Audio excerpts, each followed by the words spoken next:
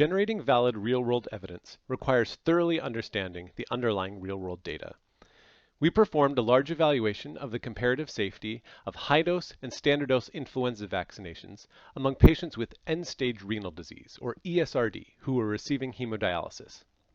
We wanted to understand how the unique healthcare utilization patterns of patients with ESRD could affect our ability to identify incident vaccine outcomes.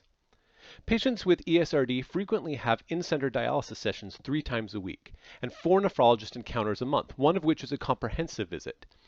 These patterns of regular healthcare interaction may influence when and how often diagnoses are recorded.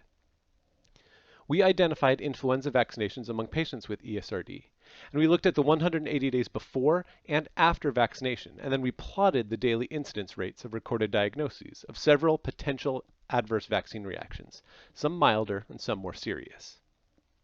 Some very clear patterns emerged. Some milder events had very clear spikes in incidence every 2 to 3 days, more than doubling over the other days.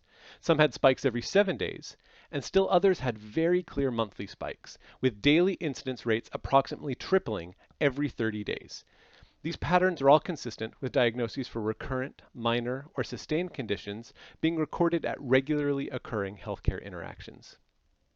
In contrast, severe events which required hospitalization didn't show clear cycles, presumably because hospitalizations don't occur with predictable frequency, like dialysis sessions or physician visits. In medically complex populations with predictable patterns of healthcare utilization, aspects of the study design such as the length of the look-back period or the follow-up period, or the inclusion of the vaccination date in the follow-up period can be informed by these observed patterns. For example, in the comparative study based on this work, we extended the pre-vaccination look-back period from 30 days to 42 days to ensure that we captured the previous month's spike and 6 weeks of weekly spikes for minor events. Follow the link to see the poster describing this work and the spotlight poster reporting the results of the full comparative safety study.